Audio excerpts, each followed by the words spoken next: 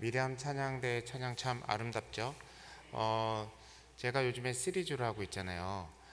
여러분 뵐 때 여러분은 잘 기억이 안 나실지 몰라도 하나하나 하고 있습니다. 제가 오늘 127편 하잖아요. 126편의 내용이 방금 미리암 성가대가 찬양한 것처럼 여호와는 나의 반석 요새이십니다라는 그런 고백이에요. 어때요? 찬양 참 좋잖아요. 그렇죠? 내가 어떤 감정이었던 어떤 생각이었던 이 찬양을 따라 부르고 혹은 듣기만 해도 다시 한번 찬양의 고백이 되잖아요. 근데 오늘 저와 함께 읽었던 이 127편은 전혀 다른 이야기를 합니다. 왜 이런 시편이 여기 있는가라는 생각을 할 정도예요. 여기에 있는 내용은요, 잠언 같은 이야기를 합니다. 예를 들어서 4절 말씀이 특히나 그런데요. 우리 시편 127편 4절 말씀 우리 함께 한번 읽어볼까요? 시작. 젊은 자의 자식은 장사의 수중의 화살 같으니. 들으면 뭐 화살 있고 자식 있고 뭐 그런가 보다 하는데 가만히 생각해 보세요. 여러분 자녀가 화살 같으세요? 든든하세요? 뭐 든든할 때도 있지만 안 든든할 때도 많잖아요. 그렇죠? 골칫덩이일 때도 많고 그 든든한 화살 만들려고 얼마나 애썼어요. 그렇죠? 근데 또 여기서 말하는 자식은 주로 아들을 얘기한단 말이에요. 그럼 딸만 가득 있는 집안은 어떻게 해요? 또 사무엘의 엄마처럼 한나처럼 아이를 못 낳아서 애 먹었던 부부는 어떻습니까? 지금으로 봐도 좀 그런데 예전에도 이게 꼭 들었을 때 모든 사람이 성가대가 찬양할 만한 그런 아름다운 가사는 아니라는 말이에요. 그냥 살아가면서 자녀들 많고 아들 많으면 좋대, 이런 이야기가 시편에 쓱 들어와 있는 겁니다. 이렇게 잠언 이야기 같은 시편을 지혜시라고 합니다. 이 지혜시는요, 반대로 보는 게 좋습니다. 하나님을 경배하고 예배하는 사람은요, 세상에서 어떻게 되는지 상관없이 사는 사람이 아니에요. 세상에서 안 됐으니까 포기하고 세상은 딱 버리고 나는 그냥 교회에서만 살 거다라고 하는 사람이 아니라는 겁니다. 성전으로 올라가는 노래는 내가 내 집을 떠나서 예루살렘까지 그 먼 순례의 길을 떠나면서 불렀던 노래예요. 얼마나 오랫동안 불렀겠어요? 몇 날 며칠을 불렀을 겁니다. 그 삶의 고백에는 뭐가 있냐면 내가 이 힘든 삶을 떠나서 주님께 가지만 다시 거기서 은혜 받고 다시 돌아갈 거다라고 하는 그 고백이 있는 거예요. 내 삶에 이렇게 곳곳에 숨어있는 하나님의 섭리를 나는 믿고 나는 다시 살아가겠습니다 라는 그런 시편이 오늘 지혜시입니다. 우리 그리스도인은요, 자연의 질서를 알아요. 인생의 흐름도 알고요, 인생이 어떻게 흘러가는지 희노애락과 흥망성쇠를 잘 압니다. 거기에 사람들은 순응하라고 그래요. 순응하면 편합니다. 안 되면 안 됐구나, 되면 됐구나, 안 되다 되면 좋구나, 이렇게 생각합니다. 그리스도인은 그것과 다르게 살아갑니다. 그런 질서 속에서 내가 눈으로 보기엔 그런 질서만 있지만 그 밑에는 하나님의 섭리가 있고 하나님의 주권이 있고 내가 눈으로 보이는 것이 전부가 아니며, 그러니 나는 세상의 흐름에 순응할 수 없고 나는 하나님이 주신 길을 따라 말씀대로 믿음으로 살겠다라고 하는 게 오늘 시편 기자가 노래하는 지혜시의 핵심입니다. 오늘 우리가 예배에 올 때 어떤 마음으로 오셨어요? 한동안 낮에 비가 안 오다가 저녁 되니까 다시 비가 오더라고요. 그러면 저는 개인적으로 속이 좁은 사람이라 좀 마음이 안 좋아요. 비 오다가 교회 올 때는 비가 딱 그쳐야 기분이 좋지, 교회 오다가 지하철에서 나왔는데 비 맞고 그러면 기분이 좋겠습니까? 언덕 올라와야 되는데. 그런 생각이 듭니다. 여러분 성전에 올라오실 때 어떤 마음이셨습니까? 어떤 마음으로 오실지 몰랐지만 앞으로는 우리가 예배드리러 올 때 주님, 내 삶에 모든 것이 좋게 되진 않더라도, 삶에 원하는 대로 되진 않더라도 나는 하나님의 말씀에 순응하는 것이 아니라 하나님 말씀에 믿음으로 따라 살겠습니다 라는 그런 현실을 꽉 붙잡고 살아가는 우리 모두 되길 바랍니다. 그리고 내가 오늘 오기 전에 아무리 힘들었어도 하나님, 나 은혜 받고 나와 동행하시는 하나님, 섭리하시고 나를 주관하시고 내 인생을 책임지시는 하나님을 믿고 은혜 받고 나 갈 때는 주님 손잡고 다시 집으로 내 일상으로 돌아가겠습니다. 그런 믿음으로 예배의 자리를 열어가는 우리 모두 되길 바랍니다. 그런 마음으로 우리 좌우에 있는 사람을 함께 축복합시다. 하나님은 우리와 함께 하십니다. 오늘 1절 말씀은요, 우리가 좀 잘 읽어봐야 됩니다. 1절 말씀 우리 함께 다시 한번 읽어볼까요? 시작.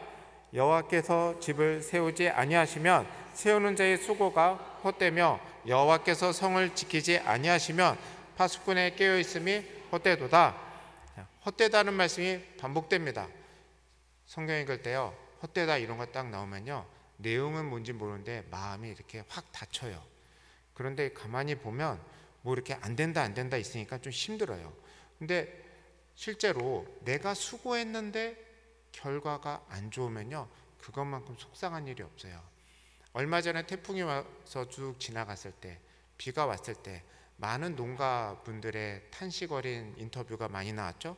애써 키웠는데 다 잃어버렸다라고 하는 겁니다. 얼마나 마음의 상심이 크겠어요. 그런데 우리 그리스도인은요, 거기에 하나 더 큰 상심이 있어요. 내가 주님 믿고 열심히 했는데 안 돼. 그러면 아예 안 됐구나, 여기서 끝나는 게 아니라 왠지 섭섭해요, 하나님한테. 아니, 그래도 사람이란 게 인지상정이지, 어떻게 야박하게 그렇게 하냐고. 우리가 그리스도 안에 있으면서 기도하고 신앙으로 애써 했지만 뭔가 안 됐을 때 우리는 주님 앞에 섭섭하기도 하고 어떨 때 원망스럽기도 하고 얼굴 안 보고 싶고 그럽니다. 오늘 1절 말씀은요, 그런 의미에서 하는 게 아니라 무언가 앞뒤 상황 가운데 더 많은 걸 해주고 싶은데 그걸 확 요약을 해서 하고 있어요. 그래서 이걸 좀 풀어봐야 됩니다. 여기 1절에 보면 집을 세운다라는 말이 있죠. 여기서 말하는 집은요, 여러 가지 의미가 있어요. 우리가 들어가서 사는 그런 집, 지붕이 있고 벽이 있고 눕고 살 수 있는 집, 그것도 의미하고요, 가족을 의미하기도 합니다. 또 그냥 한 가족이 아니라 그 자자손손까지 있는 한 가문을 의미하기도 해요. 그래서 집을 세운다라는 말은요, 집을 건축한다라는 것뿐만 아니라 가문을 일으킨다라는 의미까지도 포함하고 있습니다. 여기 시편이요, 예루살렘에서 부르는 시편이고 표제에 나왔다시피 솔로몬이 지은 시라고 합니다.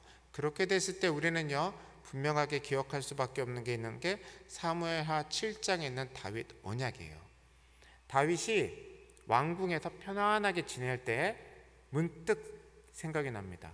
자기는 아주 좋은 왕궁에서 편하게 지내는데 주님의 궤, 여호와의 궤는 저기 성막, 천막에 있는 거예요. 그게 마음에 안 좋아요. 그래서 나단 선지자를 불러서 얘기합니다. 내가 성전을 짓고 싶다. 그랬더니 그날 밤에 여호와께서 나단 선지자를 통해서 말씀을 주십니다. 11절, 사무엘하 7장 11절 말씀 우리 함께 읽어볼까요? 시작. 전에 내가 사사에게 명령하여 내 백성 이스라엘을 다스리던 때와 같지 아니하게 하고 너를 모든 원수에게서 벗어나 편히 쉬게 하리라. 여호와가 또 내게 이르노니 여호와가 너를 위하여 집을 짓고, 여기 제일 끝에 이렇게 나오죠. 여호와가 너를 위하여 집을 짓고, 이 이야기가 오늘 1절에 있는 여호와께서 집을 세운다라는 표현하고 비슷한 표현입니다. 이미 다윗은 왕궁에 살고 있어요. 여기서 집을 짓는다는 것은 그냥 건축물이 아니라 가문을 세운다라는 의미를 갖고 있습니다. 그래서 13절에 이렇게 얘기해요. 13절 말씀 함께 읽겠습니다. 시작. 그는 내 이름을 위하여 집을 건축할 것이요 나는 그의 나라 왕위를 영원히 견고하게 하리라.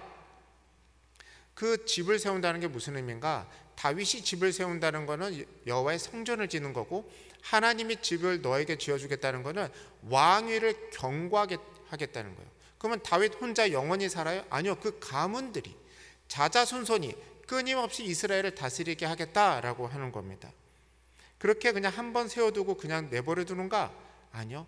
철저하게 함께하면서 인도하고 돕겠다라고도 얘기합니다. 14절 말씀입니다. 함께 읽겠습니다. 시작.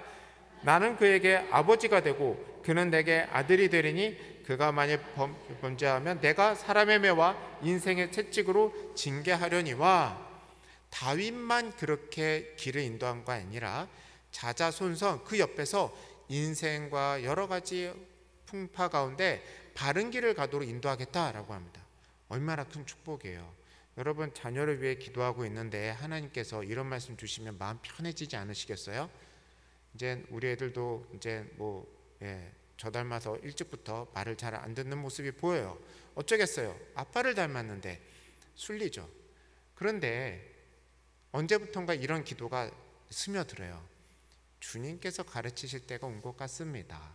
근데 주님께서 옆에서 인생의 매와 인생의 채찍과 사람의 매로 다스리면서 인도하겠다 그러면 얼마나 든든하겠어요. 그렇죠? 이런 축복의 말씀이 여호와께서 집을 세우시면 여기에 함축되어 있는 거예요. 하나 더 있어요. 우리 16절 말씀도 함께 읽겠습니다. 시작.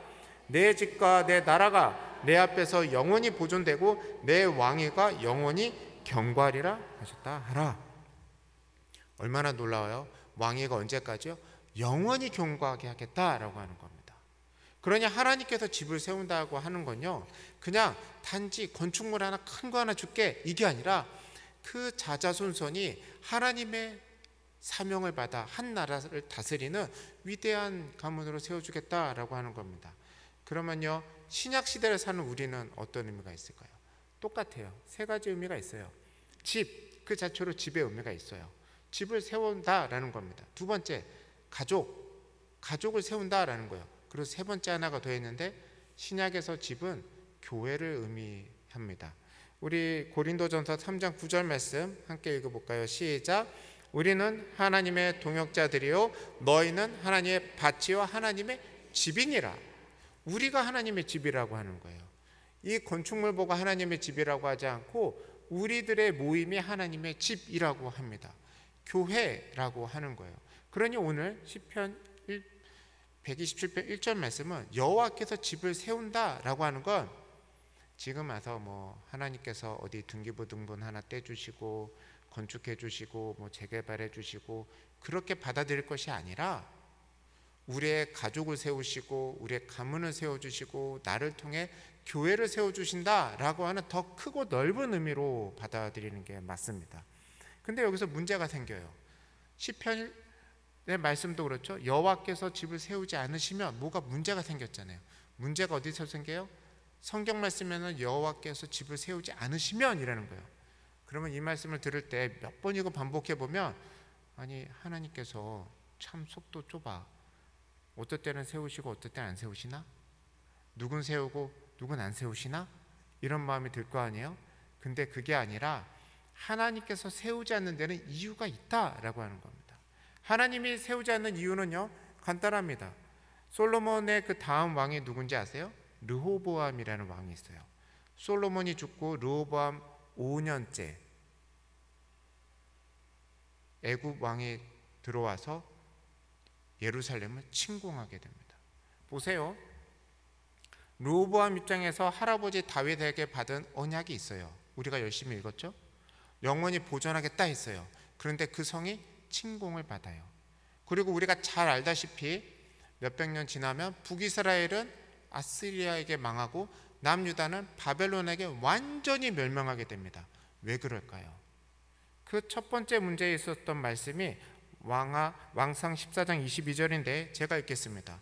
유다가 여호와 보시기에 악을 행하되 그의 조상들이 행한 모든 일보다 더 뛰어나게 함으로 그 범한 죄로 여호와를 노엽게 하였으니 랍니다. 간단해요. 솔로몬이 죽고 르호보암이 즉위했는데 그 5년의 삶, 그 왕의 삶을 보니까 악을 행하는데 예전보다 더하다는 거예요. 그러니 어떻게 해요? 예루살렘 성에 파수꾼 세워 있어도 침공받게 된다라고 하는 겁니다. 여호와께서 지키지 않는다라고 결단해서 여호와께서 변덕을 부려서 여호와께서 뭔가 마음이 이상해서 그게 아니라 우리가 여호와를 떠나보내게 했기 때문에 하나님께서 우리를 지키지 않게 됐다라고 하는 것이 오늘 시편 1절의 배경이 되는 겁니다. 하나님께서는요 다윗 언약을 통해서 한 나라를 든든히 세우셨습니다. 그러나 그 언약이 흔들릴 때마다 역사서에서는 뭐라고 하는가? 하나님이 변덕을 부렸다가 아니라 하나님은 신실했지만 백성이 악행을 했다. 왕부터 모든 백성이 하나님의 말씀을 지키지도 않고 절기도 지키지도 않고 말씀을 떠나 악을 행하고 이방 신전을 향해 우상 숭배를 했다. 이렇게 이야기를 하고 있습니다. 그래서 하나님이 집을 세우지 않고 성을 지키지 않게 됐다라고 하는 이야기입니다. 여러분 똑같은 문제가요 우리에게도 동일하게 발생할 수 있다는 겁니다. 어떻게 해요? 나는 수고해요. 늘 수고합니다. 정확하게 말하면요, 우리는 그냥 숨 쉬면 수고하게 되어 있어요. 뭘 하든 힘들게 되어 있습니다. 그런데 중요한 건 나 혼자 수고를 해요. 주님은 버려두고 다 내가 해요. 집도 내가 애써서 해요. 하나님이 집에 무슨 관계가 있겠어요? 청약 통장을 하는데 주님이 뭘 도움이 될 것이며, 어디에 분양을 받고 못 넣었는데 하나님이 뭘 이렇게 어거지로 뭘 하시겠는가 해서 아예 기도도 안 합니다. 알리지도 않아요. 그냥 나 혼자 꾸역꾸역 합니다. 그런데 나 혼자 꾸역꾸역 하게 되면 어디로 갑니까? 결국 딴 길로 갑니다. 왜? 솔깃하거든요. 저 이야기 들으니까 저게 맞네, 이건 이렇게 해야 된다며 그렇게 가다 보면 어디까지 가 있어요? 주님의 말씀에 따라가는 삶과는 다른 뭔가 살짝 옆자리로 가 있는 겁니다. 어느 가장이 수고를 안 합니까? 어느 부모가 자녀를 위해 애를 안 씁니까? 어느 누가 가정을 일으키지 않고 편안히 가만히만 있습니까? 다 수고합니다. 이 세상에서 이런 상황이니까 이렇게 해야 되고, 저런 상황이니까 저렇게 해야 되고, 이렇게 저렇게 수고를 합니다. 그런데 하나님은 그냥 입을 딱 막아놓는 거예요. 기도는 해요. 그런데 내 할 말만 막 쌓아놔요. 그리고 하나님 말씀할 때 뜨는 데면 아멘 하고 딱 끊어버리고 빨리 떠버립니다. 그리고 하나님은 내 삶에 관여를 하지 못하게 해요. 그렇게 해서 어떻게 돼요? 하나님은 하나님대로 계시고 나는 나대로 살게 되고, 그렇게 되는 겁니다. 그래서 지혜시를 지금 부르고 있는 겁니다.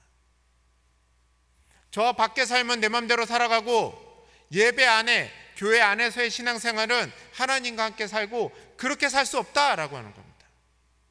저 집을 지키기 위해 수고 내 한 건 잘한다. 그러나 하나님의 말씀 안에서 하나님과 그 삶을 살아가지 않으면 내가 지을 수 있는 집은 형편없을 수밖에 없다. 그것이 시편에서 지금 1절에서 얘기하는 겁니다. 우리가 살아가는 이 삶의 든든한 성 같은 그런 보호막, 내가 지키려 해도 하나님 안에서 함께하지 지켜내지 않으면 보호받을 수 없다라고 하는 이야기입니다. 이제 우리가요 다시 돌아가야 돼요.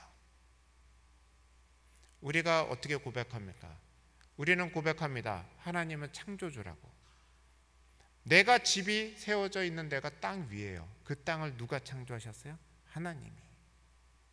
세상 만물을 누가 다스려요? 하나님이. 세상 종말의 때 심판하신 분이 누구예요? 예수님이. 다 그렇게 삼위일체 하나님이 세상 만물의 시작과 끝, 그리고 중간 모든 걸 다스린다고 고백한다면 우리는 내가 수고하는 모든 일마다 주님과 함께 동행해야 됩니다. 그것이 지금 1절이 얘기하는 거예요. 그렇게 하지 않으면 그 삶 가운데 하나님이 깨닫게 하신다라고 하는 겁니다. 그러니 이제 다시 돌아가야 됩니다. 우리가요 다시 회개해야 돼요. 우리는 하나님의 넓은 세상에 살아가는 작은 인간에 불과합니다. 아무리 수고해봤자 주님의 통치 위에 조그만 거 하나 얻는 거예요. 그러니 내가 수고할 때마다 그 수고가 쌓여져 가는 반석이신 하나님께 기도하고 주님의 인도를 따라가는 게 마땅한 겁니다. 주님을 떠나서 수고하면 집은 짐이 돼요. 평수 자랑하고 크기 자랑하고 그러다가 그걸 내가 살아가는데 평안한 안식처로 하는 게 아니라 투자와 투기와 오만 걸로 얽혀버립니다. 그래서 집이 나중에 어떻게 돼요? 내 인생의 족쇄가 돼버려요. 여러분, 가족은 어때요? 내가 결혼해서 내가 애를 낳고 내가 어떻게 한다 한들 됩니까? 안 됩니다. 그렇다고 가만히 있다고 하나님이 사람 갖다 주고 애가 가만히 나오고 애가 알아서 큽니까? 그렇지 않아요. 나도 수고해야 되지만 주님의 말씀 안에서 주님과 함께 수고하면서 살아가는 삶, 그것이 우리 그리스도인의 올바른 예배의 태도입니다. 우리가 앞으로 그렇게 살아가실 수 있길 바랍니다. 내가 수고하는 모든 일 가운데 주님의 주권을 인정하실 수 있길 바랍니다. 내가 수고하다가 안 되면 깨달아야 돼요. 왜 안 되지? 그러면 다시 봐야 됩니다. 여러분, 너무 고집 피우지 않기 바랍니다. 주님, 이거는 돼야 돼요. 돼야 돼요. 그러나 하나님께서 잠깐만 나 좀 보자 할 때는 주님께 말씀을 듣고 주님의 뜻을 한 번 더 간구할 수 있는 여유를 가질 수 있기 바랍니다. 그게 예배의 축복입니다. 이어서 2절 말씀인데요. 우리 2절 말씀 함께 읽어볼까요? 시작. 너희가 일찍이 일어나고 늦게 누우며 수고의 떡을 먹으며 헛되도다. 그러므로 여호와께서 그의 사랑하시는 자에게 잠을 주시는도다. 2절의 앞부분은요, 앞에 부분하고 비슷합니다. 너희가 일찍이 일어나며 늦게 누우며 수고의 떡을 먹으며 헛되다. 뭐하면? 주님께서 함께하지 아니하시면 그렇습니다. 그런데 뒤에 이어지는 말씀이 참 재밌어요. 그러므로 여호와께서 그의 사랑하시는 자에게는 잠을 주시는도다. 요즘에 잠 잘 주무세요? 저는 잠을 잘 못 자요. 학교 때 2시, 3시까지 숙제하다 자고 뭐 이런 습관이 평생 좀 따라오는 건가 싶기도 하고, 잠이 잘 안 오는데 특히 여름 되면 잠자기 힘들잖아요. 그렇죠? 참 자기 힘듭니다. 언제나 한번 매미가 참 붙어있는데 나가서 잡을 수도 없고 그냥 밤새도록 매미와 함께 잠을 자는데 잔 건지 안 잔 건지 모릅니다. 그런데 이 밤에 잠을 잘 못 자고 이 말씀 보면요, 여러분 좀 불편하지 않으세요? 좀 얄밉지 않으세요? 잠 못 잔 것도 억울한데 그러면 하나님 나 사랑 안 하시는 건가? 이렇게 생각이 들잖아요. 오늘 말씀은 그런 건 아니고요, 그냥 선한 목적 그대로 우리가 그냥 그대로 받아들여야 됩니다. 한번 꼬아서 받아들일 필요는 없어요. 하나님께서 잠을 주시는 게 축복이다라고 하는 거예요. 사랑의 축복이 잠이다라는 거예요. 그럼 누가 잠을 잘까요? 수고를 했는데 잠을 못 자는 사람이 있고 수고를 했는데 잠을 자는 사람이 있다는 거예요. 열심히 수고하면 그냥 골아 떨어져야 되잖아요. 몸은 피곤한데 왜 잠이 안 와요? 불안해서, 걱정이 돼서, 근심이 되니까 어떻게 될까 봐. 왜 그래요?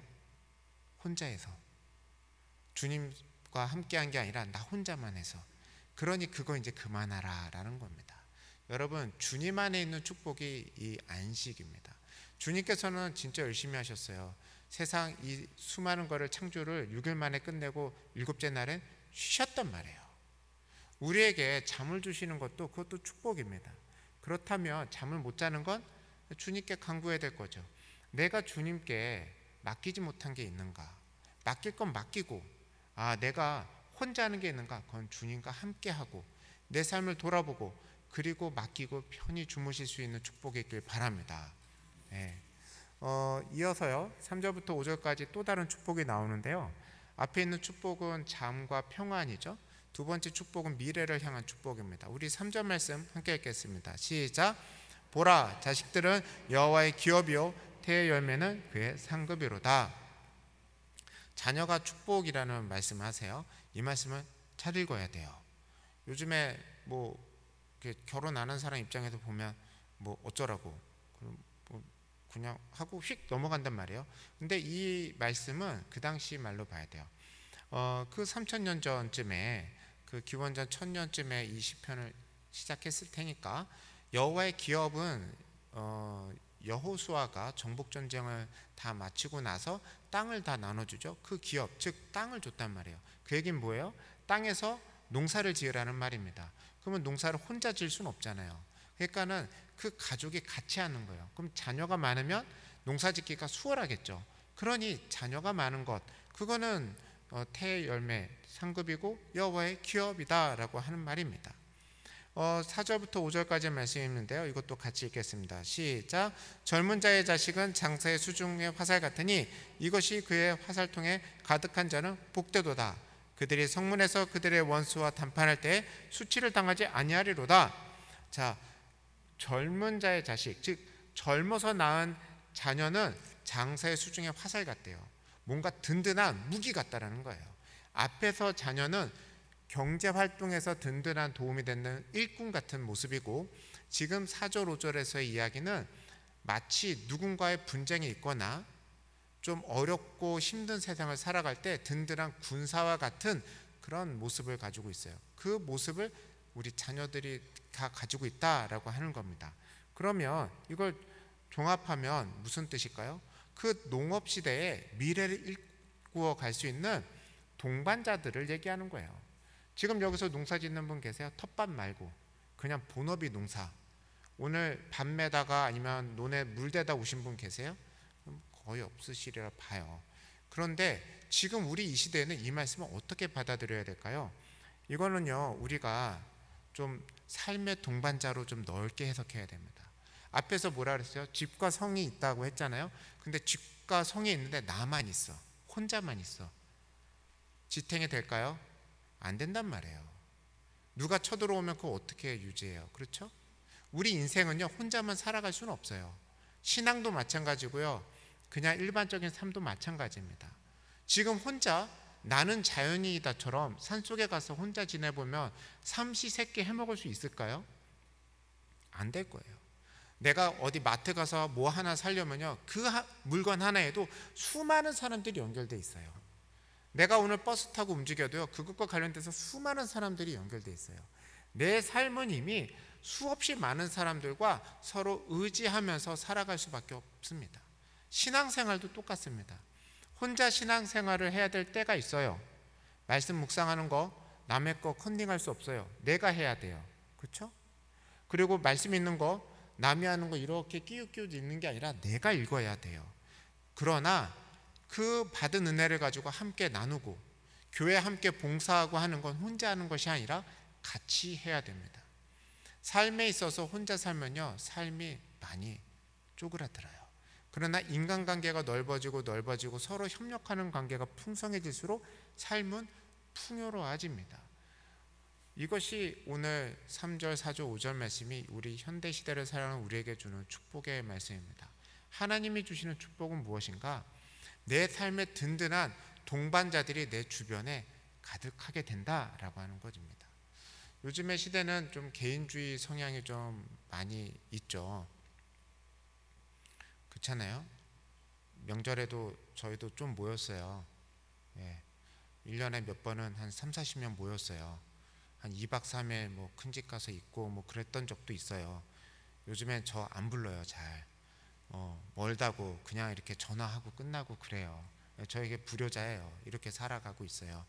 시대가 많이 변했죠. 그렇죠? 요즘에는 식당 가면요, 혼밥 해요. 저도 가끔 그래요.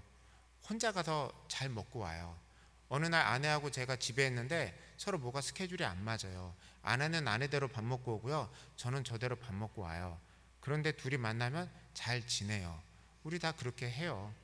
요즘에 누구랑 밥 먹으러 갈 때 밥 먹으러 가자 그랬는데 저는 따로 먹겠습니다라는 거, 여러분 상처받지 마세요. 여러분 싫어서 그런 거 아니에요. 그냥 그러고 살아가요. 요즘에는 그런 개인주의적인 삶의 패턴들이 많이 확산되고 있어요. 그러나 그것도 어느 한순간이고, 내 삶의 풍요로움은 하나님은 나 혼자에게만 주는 것이 아니라 주변에 있는 든든한 동반자와 함께 내 삶을 든든하게 세워준다라고 하는 것입니다. 여러분 수고 많으시죠? 오늘도 참 수고 많으셨습니다.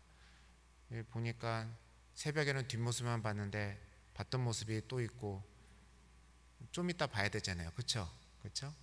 가서 잠자고 빨리 또 나오셔야 되고 그렇단 말이에요. 참 수고가 많은 세월을 살고 있습니다. 바라기는 혼자만 수고하지 않았으면 좋겠습니다. 내가 수고한 모든 것 가운데 주님께서 다스려 주시고 주님께서 통치하시고 주님께서 섭리해 달라는 그 기도 꼭 잊지 않았으면 좋겠습니다. 특히 무엇을 빼먹으면 안 되는가? 설마 이런 것까지 뭐 그렇게 남사스럽게 알아서 해주시겠지. 거기서 사단한테 걸리는 거예요. 작은 것 하나. 어느 날 이제 비가 오니까 제가 전화를 했어요. 오늘 낮에 아들이 받았어요. 학교 잘 갔다 왔어? 그랬더니 그 애는 이해를 못해요. 아빠가 이런 걸로 왜 전화해? 저는 전화할 만한 일이었어요. 우산을 갖고 갔는지 몰랐기 때문에. 여러분 사람마다 다 달라요. 아들은 그 일에 대해서는 그냥 혼자 사는 거예요. 근데 저는 그렇지 않아요. 우리 아버지 하나님의 마음을 한번 살펴봅시다. 수고하며 살아가는 아들 딸들의 모습을 보면서 오죽하면 이 노래를 불러서 예배하러 오는 사람들 보고 부르게 했을까? 내가 너 지켜보고 있다, 너 나한테 잘해라, 그런 뜻이 아니라 혼자 수고하지 말고 너 일할 때 나 생각하고 나 함께 하자, 그런 의미로 오늘 시편을 꼭 이해하셨으면 좋겠습니다. 제가 설교를 좀 못하진 않았을까 해서 뭔가 안전장치가 있었으면 좋겠습니다. 이 말씀을 쉽게 풀면 뭐가 있을까요? 라는 생각 가운데 기도하는데 예수님이 참 좋은 말씀을 한 절로 요약하셨어요. 요한복음 15장 5절인데 우리 함께 읽겠습니다. 시작.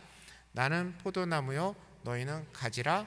그가 내 안에 내가 그 안에 거하면 사람이 열매를 많이 맺나니 나를 떠나서는 너희가 아무것도 할 수 없음이라. 나는 뭐예요? 가지. 그렇죠? 가지는 혼자 있으면 말라 죽어요. 할 수 있는 거 아무것도 없어요. 근데 사단은 자꾸 얘기해요. 너는 포도나무야. 너는 포도나무야. 그래서 가지 주제에 뭐 하려고 해요? 혼자 뿌리를 내리려고 해요. 막 땅으로 막 파고 들어가. 혼자 잎을 내려고 해요. 근데 안 돼. 그래서 어떻게 해요? 옆에 보니까 처지가 비슷한 가지가 또 있어. 가지끼리 기대서 협력을 해. 그러니까 어떻게 돼요? 같이 망해. 같이 안 되는 거예요. 가지가 할 수 있는 유일한 건 포도나무에 딱 붙어 있는 겁니다. 딱 붙어 있는 거예요. 그 생명의 진액과 생명력이 예수로부터 나와서 내 삶을 지나가도록 계속 붙어 있는 거예요. 그리고 가지는 무슨 일을 해야 돼요? 뿌리 내리고 뭐 잎사이 거는 나무가 할 일이고, 가지는 그냥 가지에 맞게 그냥 그렇게 가지의 일만 하면 됩니다. 그것이 우리의 삶에 주어지는 축복입니다. 여러분, 우리가 꼭 기억했으면 좋겠습니다. 마지막에 이렇게 얘기하잖아요. 너희가 아무것도 할 수 없다. 나를 떠나서는. 우리는요, 예수님을 떠나서는요 아무것도 할 수 없어요. 이것이 오늘 시편 127편이 끝까지 강조하고 싶은 거예요. 내가 지었다고 자랑하는 그 집, 주님 떠나면 없어진다는 거예요. 내가 그렇게 단단하게 너의 삶을 보험과 보장과 수많은 노후로 다 둘러싸아놓고 재산 명예를 다 쌓아놓고 인간관계로 다 보호했다고 하지만 주님 떠나는 순간 싹 없어진다라고 하는 겁니다. 주님이 주는 축복 안에서 거하지 않으면 내가 수고한 모든 거는 주님이 다 걷어가실 수 있으니 어떻게 해라? 주님은 주님이시고 나는 나고, 하나님의 주권을 인정하고 하나님의 섭리를 인정하고 주님 안에 거하고 붙어 있으라 라고 하는 겁니다. 여러분, 예배는 그런 자리예요. 하나님의 주권을 인정하고 내가 주님 앞에 다시 붙어 있겠습니다 라고 오는 자리예요. 그렇게 갈망하면서 오는 자리입니다. 여러분, 이 가지 같은 인생들 다 포도나무에 붙여놓고 주님께서 일하십니다. 내가 한 건 붙어 있는 거고 난 가지로서 일을 하는데 그 가지에는 열매가 맺힙니다. 나는 한 거 없고 늘 쳇바퀴 굴러가는 것처럼 늘 똑같은 일상을 살아가는데 그 일상에서 역사하시는 주님을 믿고 의지하고 열심히 살아갈 때 내 일상은 똑같지만 그를 통해 주님의 열매가 맺혀진다는 겁니다. 예수 그리스도의 부활의 생명이 흘러가서 주님께는 영광이 드러나고 나를 통해 주님의 밝은 복음의 길이 열려간다라는 것이 주님의 축복입니다. 여러분, 오늘도 예배의 자리에 오신 모든 분을 축복합니다. 앞으로 늘 예배 올 때마다 내 반복되는 일상 가운데 수고하고 낭망하고 힘든 그 지친 발걸음 할 때마다 꼭 우리는 믿음으로 나올 수 있길 바랍니다. 주님, 내가 봤을 때 길이 없지만 세상은 이곳에 순응하라고 하지만 나는 주님 말씀에 순종하며 나가겠사오니 주님 믿고 나아갑니다. 주님 새 길 열어주세요. 그 마음으로 포도나무에 붙는 각오로 나오는 우리 모두 되기를 축복합니다. 함께 기도하면서 나아갔으면 좋겠는데요. 주님, 주님을 위해 수고하고 가정을 위해 애를 쓰고 내 삶을 지키기 위해 고군분투하다 이 외자리에 나왔습니다. 삶을 포기하지 않게 하여 주시옵소서. 반복되며 지루한 일상 가운데 주님께서 주관하고 계심을 우리는 믿고 다시 한번 주님의 손을 붙잡고 내 삶으로 돌아갑니다. 하나님 아버지시여, 주님의 멍에를 같이 지고 수고하며 나가기 원하오니 내 인생을 통하여 하나님의 나라가 이루어지게 해주시옵시고 내가 수고하는 모든 일 가운데 하나님의 영광이 드러나게 하여 주시옵소서. 이제는 하늘과 땅의 모든 권세를 가지시고 우리를 축복하시는 우리 구주 예수 그리스도의 은혜와 세상을 창조하시고 주관하시며 역사하시는 하나아버지의 지극하신 사랑과 늘 반복되는 이 지친 일상 속에서도 세일을 행하시는 성령님의 사귐이 나와 함께 수고하시며 우리를 축복하실 주님을 믿고 다시 내 삶으로 돌아가는 여기 모인 모든 성도님들과 약수교회와 이 나라와 북녘 땅 위에 지금부터 영원히 함께 하시기를 축원합니다. 아멘.